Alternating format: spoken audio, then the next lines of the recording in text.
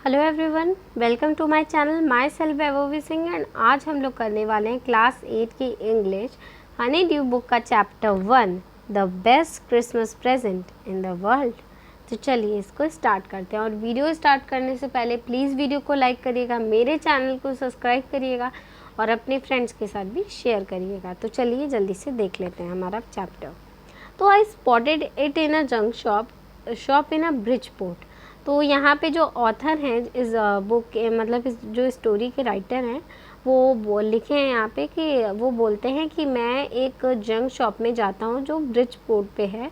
A roll top desk, the man said it was early 19th century and oak. तो वो मतलब जो author हैं, मतलब जो राइटर हैं, वो एक जंक शॉप में जाते हैं जो ब्रिजपोर्ट पे थी, एक रोल टॉप डेस्क लेने। तो जो वहाँ पे रहता था शॉपकीपर, जो मैन था वहाँ पे, वो बोला कि ये अर्ली 19th सेंचुरी का रोल टॉप डेस्क है और ओक के वुड से बना है।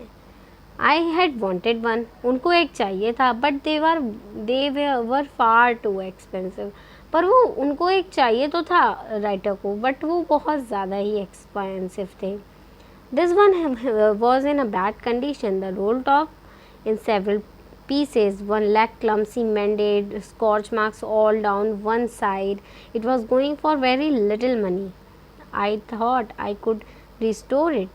तो वहाँ पे फिर वो जो रोल टॉप डेस्क थे वो सब तो बहुत ज़्यादा महंगे थे और ओक के बने हुए थे, लेकिन बहुत ज़्यादा महंगे थे और उनको एक चाहिए था। तो उनकी एक नज़र पड़ती है, एक मतलब जो शॉपकीपर होता है वो उनकी नज़र पड़ती है एक डेस्क पे, जो मतलब बहुत ही ज़्यादा बैड कंडीशन में होता है। जो रोल टॉप होता है वो कुछ पीसेस में होता है, उसका जो एक लैग होता है वो टूटा फूटा रहता है और उसके ऊपर स्कॉच मार्क्स होते हैं। स्कॉच मार्क्स मतलब कि जो जल जाते हैं, तो जले हुए मार्क्स होते हैं, बर्न मार्क्स वो होते हैं पूरे ऊपर। और वो बहुत ही कम पैसे में बहुत ही कम पैसे में मिल रहा था। तो वो उन्होंने सोचा कि वो उसको बना सकते हैं। तो it would be a risk, a challenge, but I had to have it. तो वो बोले कि वो ये, हालांकि ये बहुत बड़ा रिस्क था उनके लिए, लेकिन उन्होंने फिर भी उसको ले लिया। और उनको I paid the man and brought it back to my work room back in of the garage. तो वो मतलब उसको ले लेते हैं, मनी उनको दे देते हैं, पैसा उनको दे देते हैं और वो अपने वर्क रूम में, जो गैरेज के बैक में वर्क रूम में ले आते हैं। I began work on it on Christmas Eve. वो क्रिसमस ईव के दौरान उस पर वर्क करना स्टार्ट कर देते हैं। क्रिसमस ईव क्या होती है? 25 से पहले जो 24 ऑफ दिसंबर होता है, 25 दिसंबर को हमारा क्रिसमस होता है। तो 24 दिसंबर को होता है, 24 दिसंबर की इवनिंग को होती है हमारी क्रिसमस ईव। तो क्रिसमस ईव के दिन वो मतलब इवनिंग में वो अपना काम स्टार्ट कर देते हैं। I remove the role top completely and pulled out the drawers. तो जो उसके ऊपर की जो रोल टॉप थी उसको पूरा रिमूव कर देते हैं, हटा देते हैं और ड्रॉर्स को मतलब निकालने लगते हैं, खींचने लगते हैं। The veneer had lifted almost everywhere. तो विनीर क्या होता है? A thin layer of plastic और decorative wood on furniture of cheap wood. तो विनीर क्या होता है? एक पतली सी लेयर होती है प्लास्टिक की और डेकोरेटिव वुड की, जो फर्नीचर पे मतलब चीप मतलब फर्नीचर पे लगाया जाता है। डेकोरेटिव एक तरह की होती है, उसको लगाया जाता है। तो वो चारों तरफ से निकलने लगी थी। It look like a water damage to me. वो देखने के बाद उनको लगता था कि उसके ऊपर मतलब पानी भी गिरा है। Both fire and water had clearly taken their role top on this desk. मतलब वो देखने में ही लग रहा था। पहले क्या हुआ कि वो जल गया एंड फिर उसके ऊपर वाटर डाल दिया गया, तो उसके वजह से वो मतलब ख़राब हो गया था। तो उनको लगता है कि वाटर डैमेज भी हुआ है और फायर और जो वाटर है वो दोनों इस रोल टॉप डेस्क को ख़राब कर चुके हैं। The last drawer was stuck fast.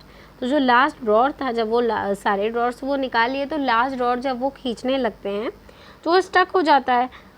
I tried all I could to ease it out gently, वो पूरा कोशिश किए उसको निकालने की, जेंटली जितनी कोशिश वो कर सकते थे पूरा कर दिए।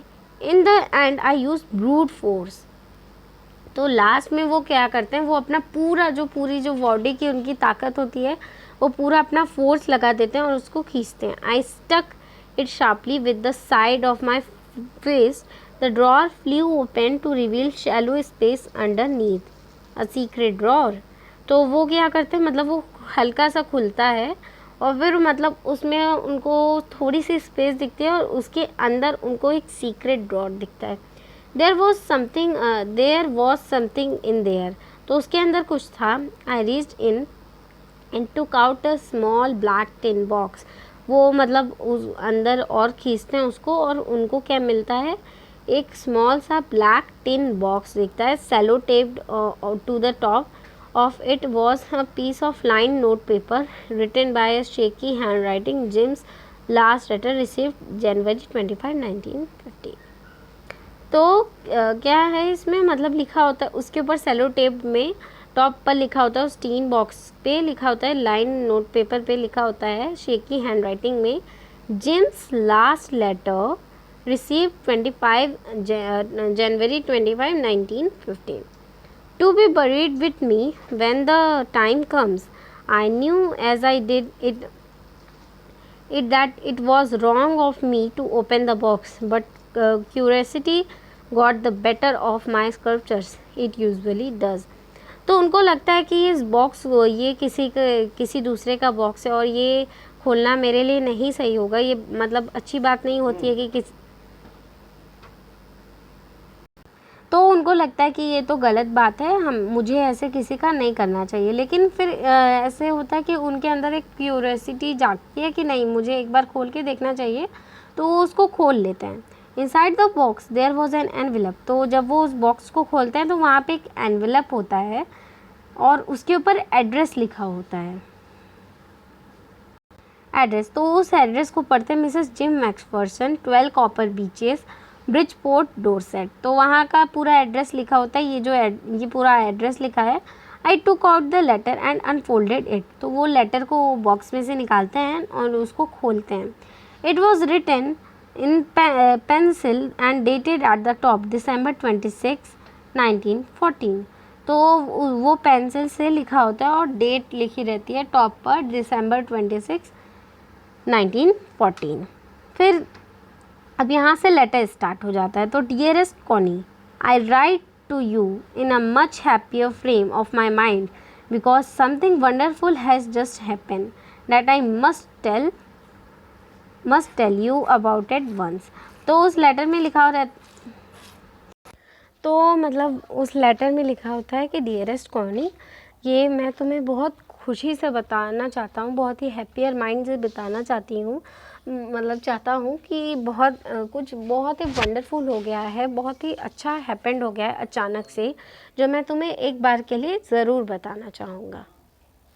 फिर आगे है, so we all were standing to in our trenches yesterday morning. तो ये जो लेटर लिखा है ये लिखा है जिम मैकफरसन ने, ठीक है, जिम मैकफरसन ने। इसमें मतलब जो कैरेक्टर्स हैं पहले उनका बता देते हैं, तो कन्फ्यूजन होगा। तो पहली कैरेक्टर है हमारे जिम मैकफरसन, ठीक है, और दूसरी कैरेक्टर हैं इनकी वाइफ जिम कॉनी मैकफरसन, इनकी वाइफ है मिसेस कॉनी मैकफरसन। फिर जो लास्ट में एक कैरेक्टर है हमारे हैंस वॉल्फ, तो अभी वो आएंगे, मतलब अभी उनके भी बारे में बात करेंगे। तो ये जो लेटर लिखा है ये जिम मैकफरसन ने अपनी वाइफ कॉनी जो है वो उनकी वाइफ है, तो अपनी वाइफ को लिखा है उन्होंने ये लेटर, और इसमें वो बताना चाहते हैं कि मैं मतलब बहुत खुशी से ये लिख रहा हूँ क्योंकि आज कुछ बहुत ही वंडरफुल और बहुत अच्छा हैपन हो गया है, जो मैं तुम्हें एक बार के लिए ज़रूर बताना चाहूँगा। तो उसमें आगे लिखा रहता है कि we were all standing to in our trenches yesterday morning, Christmas morning। वो बोलते हैं कि हम एक लाइन से वो लोग ब्रिटिश और उनके बॉर्डर पे खड़े थे ना, ब्रिटिश और जर्मन्स, तो इसलिए तो वो लोग ट्रेंचेस पे वहाँ पे खड़े थे ट्रेंचेस मतलब long deep ditches in the ground where soldiers hide from any, मतलब जो बॉर्डर होता था वहाँ पे एक डीप तरह के ग्राउंड में डिचेस बनाए जाते थे जिससे जो सोल्जर्स थे वो अपने एनिमीज से हाइड हो सकें और फिर उनके ऊपर वार कर सकें। ठीक है, तो वो लोग मतलब वही सारे लोग लाइन से ट्रेंचेस में खड़े थे येस्टरडे मॉर्निंग, मतलब क्रिसमस की मॉर्निंग में। उस वक्त 25 दिसंबर था एंड 25 दिसंबर के मॉर्निंग में वो लोग खड़े थे। It was crisp and quite all about as beautiful morning as I ever seen. तो बोलते हैं कि बहुत क्रिस्प था, मतलब बहुत ज़्यादा शांति थी पूरे जगह में और ब्यूटीफुल मॉर्निंग थी जैसा मैं मतलब बहुत ही अच्छी मॉर्निंग थी। Cold and frosty as a Christmas morning should be, बहुत ही शांति थी, बहुत ही मतलब बहुत अच्छा लग रहा था। कोल्ड था, फ्रॉस्टी था, जैसे कि क्रिसमस मॉर्निंग होनी चाहिए वैसी थी बिल्कुल। I should like to be able to tell you that we began it, but the truth I ashamed to say is that Fritz began it. तो वो बोलता है कि मैं उसे स्टार्ट करना चाहता था लेकिन मुझे ये कहते हुए शर्म आ रही है कि फ्रिट्स ने उसको स्टार्ट कर दिया। फ्रिट्स किसे कहा जाता है? फ्रिट्स जर्मन सोल्जर्स जो होते हैं उनको नाम दिया गया है फ्रिट्स, ठीक है। और जो टॉमी होते हैं उनको मतलब जो ब्रिटिश सोल्जर्स होते हैं उनको इंग्लिश नेम दिया गया है टॉमी, और जो जर्मन्स होते हैं उनको फ्रिट्स बोला जाता है।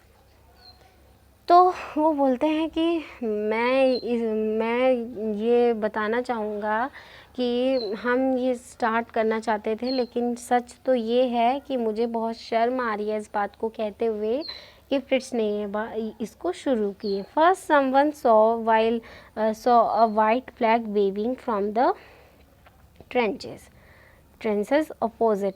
तो उन्हीं के उसमें का सोल्जर्स में से किसी ने देखा कि वाइट जो फ्लैग है, मतलब जब किसी को जो सोल्जर्स होते हैं उनको बात करनी होती है तो वो लोग वाइट फ्लैग मतलब हिलाते हैं कि शांति से आएँ, वो लोग डिस्कस करें। तो वाइट फ्लैग उनको दिखा तो मतलब अपोजिट ट्रेंचेस में से, then they were calling out to across from no man's land. फिर वो मतलब उनको बाहर बुलाते हैं और हैप्पी क्रिसमस टॉमी। तो जो जिम्स थे वो थे मतलब ब्रिटिश सोल्जर्स थे, और जो हैंसवुल थे वो लोग मतलब जर्मन्स थे। तो जो वो लोग विश करते हैं कि हैप्पी क्रिसमस टॉमी। तो जो फ्रिट्स होते हैं वो मतलब जर्मन सोल्जर्स को हैप्पी क्रिसमस विश करते हैं।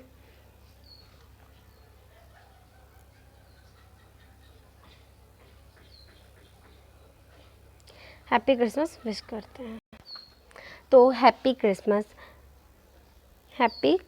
when we had got over the surprise, some of us shouted back, same to you Fritz, same to you. I thought that would be that we all did, but then suddenly one of them was up in their great coat and waving a white flag. तो मतलब वो क्या करते हैं, वो लोग भी मतलब उनमें से कुछ जो टॉमीज़ होते हैं उनमें से भी कुछ मतलब शाउट बैक करते हैं कि हाँ हाँ happy merry Christmas, happy Christmas. तो फिर क्या होता है कि मतलब उन लोगों को सरप्राइज़ हो जाता है कि अचानक से ये क्या हो गया, फ्रिट्स कैसे हैप्पी क्रिसमस बोलने लगे। तो फिर उसके बाद की हुआ कि सडनली क्या होता है कि उनमें से कोई एक ग्रेट कोट पहन के और वाइट फ्लैग को वेव करते हुए, don't shoot let's, someone shouted and no one did. Then there was another Fritz upon the parapet and another, keep your heads down. I told man it's a trick, but it wasn't. तो क्या होता है कि कोई होता है और मतलब ग्रेट कोट पहन के वाइट फ्लैग को करता है, तो बोलते हैं और वो बोलता है कोई कि डोंट शूट लैट्स। तो वन शाउटेड, कोई चिल्लाता है और कोई ऐसा मतलब किया नहीं रहता। तो जो फ्रिट्स होते हैं वो पैरापेट और अनदर, तो क्या कहते हैं, उनको लगता है, पहले तो लगता है कि जो फ्रिट्स होते हैं ये मतलब ट्रिक है इनकी कोई, लेकिन कोई भी उनकी ट्रिक नहीं होती। One of the Germans was waving a bottle above his hat. तो उनमें से कोई जर्मन्स होता है जो अपने बॉटल को वेव करता है हेड से। It's a Christmas day Tommy, We have snatch naps, we have sauces I mean. We meet you. Yes, by this time there were dozens of them walking towards us across no man's land and not a rifle between them. तो फिर उनमें से कोई बोलता है कि ये Christmas day है टॉमी, हमें स्नैच नैप्स करने चाहिए, हमारे पास सॉसेज हैं, हमें हमें मिलना चाहिए, क्यों नहीं। तो इसके बाद क्या होता है कि दर्जन्स ऑफ मतलब जो सोल्जर्स होते हैं वो उनके तरफ वॉक नो मैंस लैंड से उनके तरफ आने लगते हैं राइफल, और उनके पास कोई भी राइफल नहीं होती। Little private Morris was the first of come on boys, तो उनमें से मतलब कोई बोलता है come on boys what are you waiting for. तो फिर उसके बाद क्या होता है, and then there was no stopping them, I was officer so I have to stop them and then I supposed, but the truth that never even occurred to suppose, but तो फिर उसके बाद यही होता है कि उनको बुलाया जाता है और फिर वो लोग मतलब पूरा जाते हैं। और फिर उसके बाद you can not imagine dearest Connie my feelings as I looked in to the eyes of Fritz officer who approached me hand outstretched hands, Wolfie said, gripping my hand warmly and holding it. I am Dusseldorf. I play the cello in orchestra. Happy Christmas. तो फिर क्या होता है कि वो बोलते हैं अपनी वाइफ से कि कौनी से मतलब फिर वो लोग मतलब वहाँ पे उन लोगों से मिलते हैं और वो लोग सेलिब्रेट करना स्टार्ट कर देते हैं। तो फिर वहाँ के जो थे वो जर्मन जो ब्रिटिश थे वो ऑफिसर जो ब्रिटिश के ऑफिसर्स थे वो ऑफिसर थे वो थे जिम मैकफर्सन, और जो फ्रिट्स के थे वो थे हैंस वॉल्फ। तो क्या करते हैं जो फ्रिट्स के ऑफिसर होते हैं वो क्या करते हैं उनके हैंड शेक करते हैं और अपना नेम बताते हैं हैंस वॉल्फ और बोलते हैं कि मेरा मतलब उनके हैंड्स को मतलब हैंड शेक करते हैं और बताते हैं कि मैं डसेल्डॉर्फ से हूँ और मैं सेलो खेलता हूँ ऑर्केस्ट्रा में। Happy Christmas. फिर आगे है कि कैप्टन जिम, फिर वो अपने आप को इंट्रोड्यूस करते हैं, captain Jim McPherson and a happy Christmas to you too. I am a school teacher from Dorset in the west of England. तो वो बोलते हैं कि वो भी उनको रिप्लाई करते हैं कि हाँ तो आपको भी हैप्पी क्रिसमस, और मैं एक स्कूल टीचर हूँ डॉर्सेट से वेस्ट ऑफ इंग्लैंड में। तो फिर उनसे रिप्लाई आता है हाँ Dorset, he smiled, I know this place, I knew it very well, we shared my rum ration and his excellent sauces, and we talked Connie, how we talked. He spoke almost perfect English, but it turned out that he had never set foot indoors, and he never even been to England. He had learned all of England from school and from reading books in English. His favorite writer was Thomas Hardy. तो मतलब वो बोलते हैं कि हाँ Dorset जो hence Wolff होते हैं वो बोलते हैं कि डॉर्सेट को तो मैं बहुत अच्छे तरीके से जानता हूँ।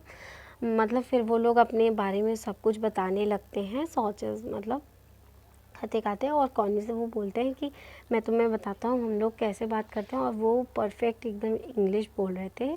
लेकिन और जो वो थे वो मतलब डॉर्सेट में कभी भी फुट, और वो इंग्लैंड में भी कभी नहीं गए। वो जो पढ़े हैं वो केवल इंग्लैंड के स्कूल से और इंग्लिश बुक्स को ही रीड करते करते इतनी अच्छी इंग्लिश सीखे हैं। और उनके जो फेवरेट राइटर थे वो थे Thomas Hardy. This favorite book far from the madding crowd. So out there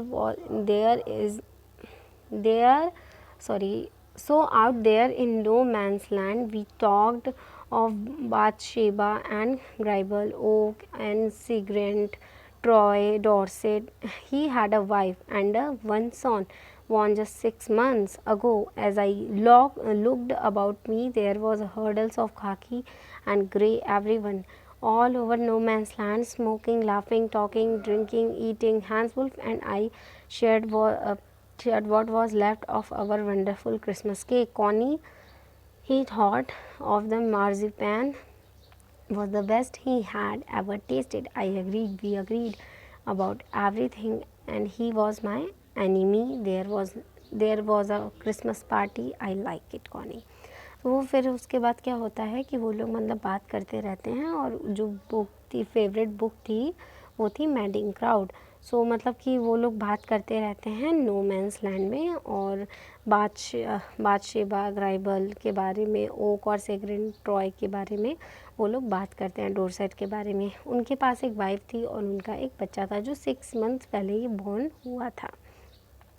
फिर वो देखते हैं कि चारों तरफ ग्रे और खाकी का है, मतलब पूरा सारे लोग पहने हुए हैं, और वो लोग लाफिंग करते हैं, स्मोकिंग, ड्रिंकिंग, लाफिंग, ईटिंग, और वो लोग मतलब खूब मज़े करते हैं और क्रिसमस केक और कट करते हैं. और फिर वो बोलते हैं कि मैंने मतलब वो जो क्रिसमस पार्टी थी कॉनी, मुझे वो बहुत पसंद आती है. Then someone, I don't know who brought out a football. Great coats were dumped in piles to make goal posts, and the next thing we knew it was Tommy's against Prest. तो फिर क्या होता है कि जो उनमें से कोई क्या करता है कि फ़ुटबॉल निकाल लेता है और सब मतलब फ़ुटबॉल खेलने लग जाते हैं.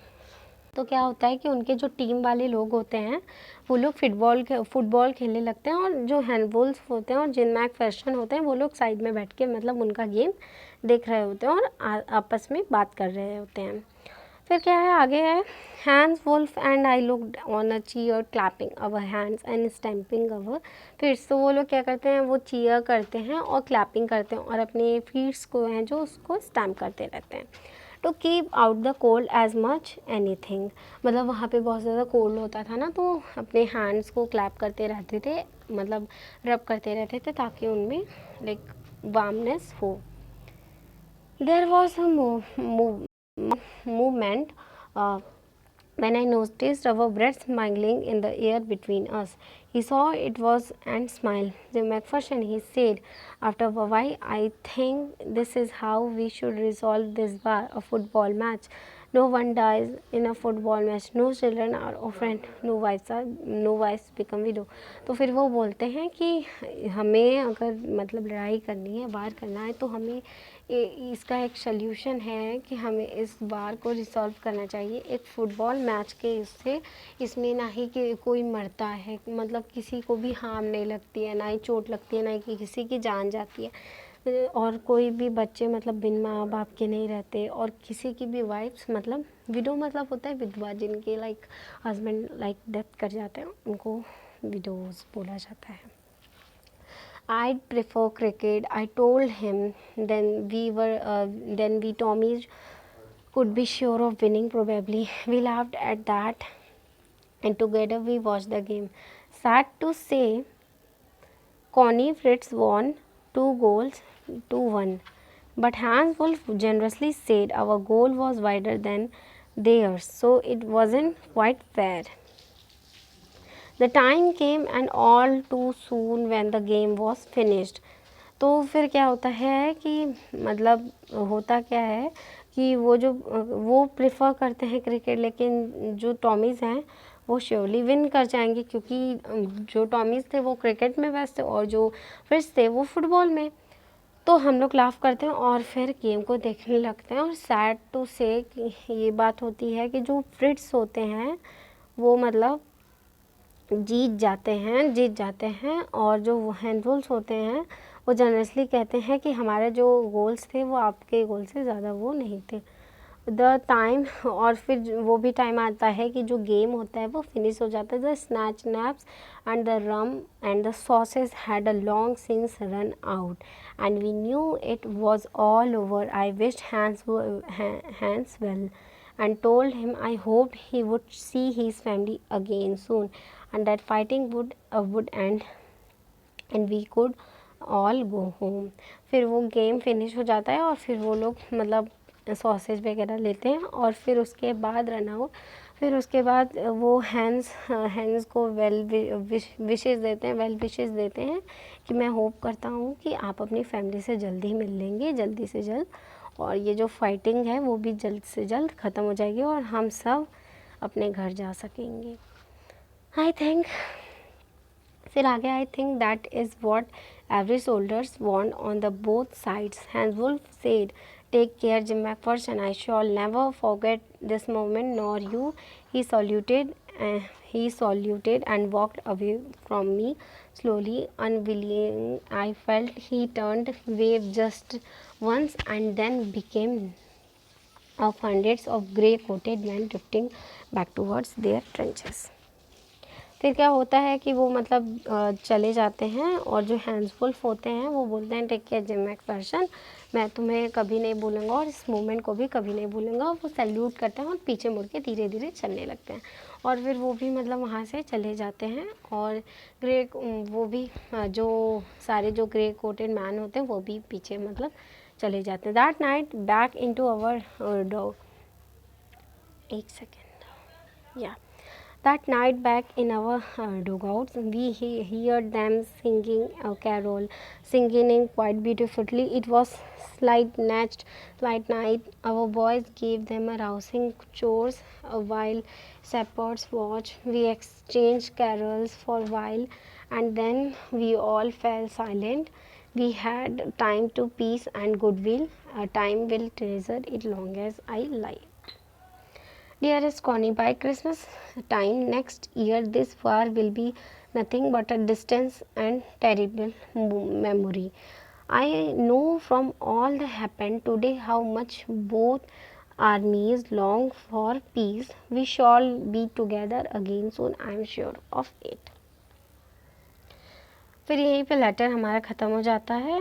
और एक सेकेंड, हाँ, तो फिर यहाँ पे क्या होता है कि मतलब वो लोग गाना वगैरह गाते हैं, कैरल्स और ये सब गाते हैं और फिर धीरे धीरे सब लोग साइलेंट हो जाता है. फिर उसके बाद बस यही है कि यहाँ पे लेटर जो है उनका वो ख़त्म हो जाता है और वो बोलते हैं कि ये जो लड़ाई है बस वो नेक्स्ट ईयर क्रिसमस की जो लड़ाई है वो बस एक डिस्टेंस और टेरिबल मेमोरी है और मैं ये मतलब आर्मीज़ फॉर लॉन्ग फिश. और वो बोलते हैं कि मैं कोशिश हम लोग ज़रूर मिलेंगे एक दिन और मैं इस बात को लेकर के श्योर हूँ. And your loving gym. तो ये थोड़ा सा छोटा सा पार्ट बचा है तो इस पार्ट को वीडियो एक्चुअली बहुत लंबी भी हो गई है और फिर ये जो छोटा सा पार्ट है उसको हम लोग दूसरे पार्ट में कर लेंगे. So that's it for today. So video अच्छा लगा हो तो प्लीज़ वीडियो को लाइक करिएगा, मेरे चैनल को सब्सक्राइब करिएगा और अपने फ्रेंड्स के साथ भी शेयर करिएगा. और एक और बात, मेरा एक और चैनल है किंगडम ऑफ IITians, अभी कुछ ही दिन पहले बनाया है तो प्लीज़ उसकी लिंक है डिस्क्रिप्शन बॉक्स में, उसको जा कर के सब्सक्राइब कर लीजिएगा. तो उसमें मतलब IIT JEE का पूरा फाउंडेशन कोर्स मैं अपलोड करने वाली हूँ, करूँगी जल्दी से. तो प्लीज़ उसके लिए उस चैनल को भी सब्सक्राइब कर लीजिएगा और इसको नहीं किया तो उसको भी कर लीजिएगा. मिलते हैं नेक्स्ट वीडियो में, तब तक के लिए टेक केयर एंड बाय.